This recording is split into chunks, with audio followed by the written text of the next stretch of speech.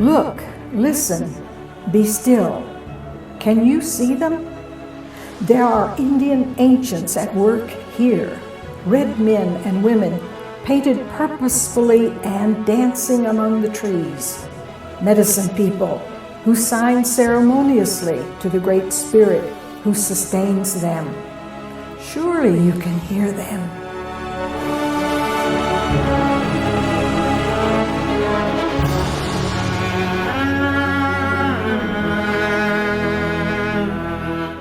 Educating a Native American child is equivalent to tossing a pebble into a lake. The ripples go out forever.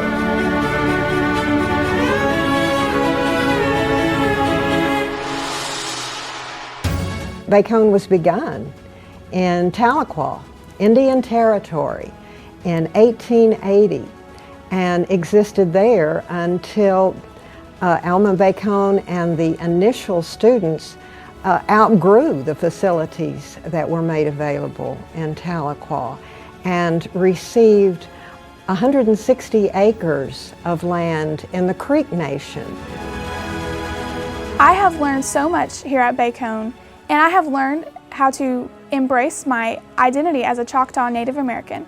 So many people have the misconception that natives are just one large group altogether. But really, each Native embraces their personal identity as a member of a particular tribe. At this place, at this very spot,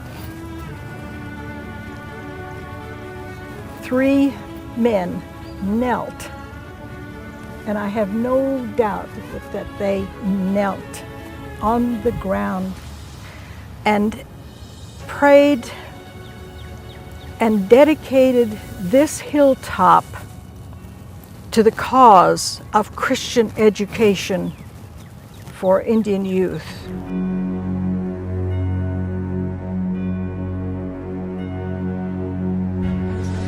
The campus itself is a wonderful campus. One of the most beautiful things about it is the chapel, but the historical buildings on the campus, grounded in the traditions that go all the way back to the first building on campus, which was Old Rock, Rockefeller Hall. And when that building had to be demolished, materials from Old Rock were used in the building of the chapel. And it's a kind of, that's what Bacone does. It builds on what has gone before, and there's a constant sense of rejuvenation.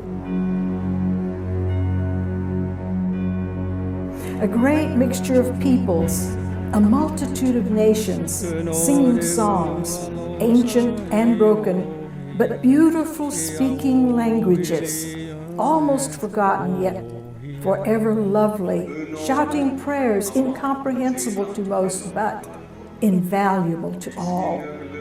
You must feel them. They are the college itself, organic ancestors scattered between the 3 rivers. Their drums thunder through the deep of night to awaken my spirit, and their voices wail across the light of day to drive my musings.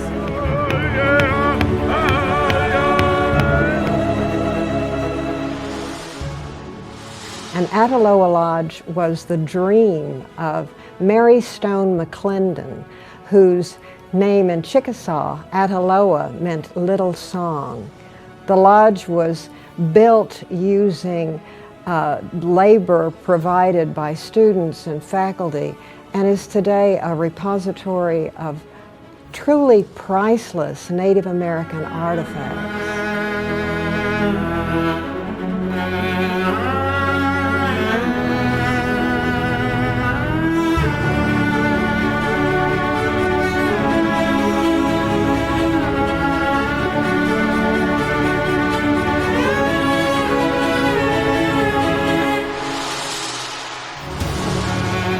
Their museum kind of sums it up for me, and it kind of sums up the art department for me too. It's a small museum, but it has the most amazing collection, small collection you'll ever see anywhere.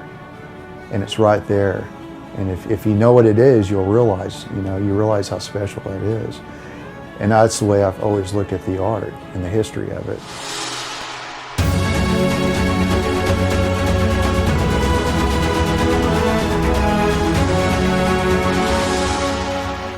We didn't spit on our veterans, we welcomed them back. They're always a part of the community. They're our fathers, our uncles, our brothers, sisters. They were us. We'd go through that sort of rite of passage. I was in the military. I was a corpsman in the Navy. I did a short stint. And this project, when it came about, it's almost like everything kind of built toward this. The project, the description was basically to honor our Cherokee veterans, the past and present, and to honor each branch of service, the 5 branches. I do everything by hand, the sketches, the concepts. The first figure here, I was thinking of Billy Walkabout, the Cherokee veteran in the Vietnam War. And to finish it off, as you see here, there's going to be a falcon.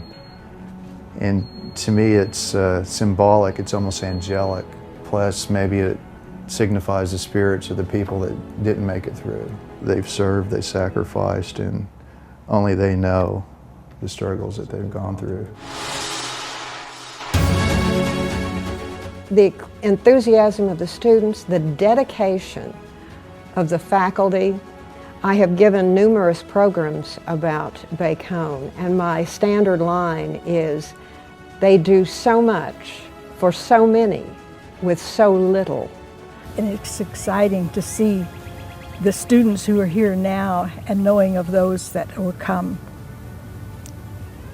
and share so much that these 3 men prayed for on this very spot. I have grown up in this community around Muskogee, but before I became a college student at Bacone, I did not realize the rich history that is contained here in this campus for natives and also the Christian heritage. Everything seemed to be connected with Bacone. My dad would take me there for lunch, and I would wander around, and it just seemed like this magical place. And particularly for these Native American students who for many years were not able to advance their education, and now they have this opportunity at Bacone College. And anything that we can do to help the students to achieve that education by serving on the board is important to me. Certainly I am not alone in this vision. Look, listen, and be still. There are Indian ancients at work here. I have seen, heard, and felt them. And now, through an inherited vision, I am called home to become one of them.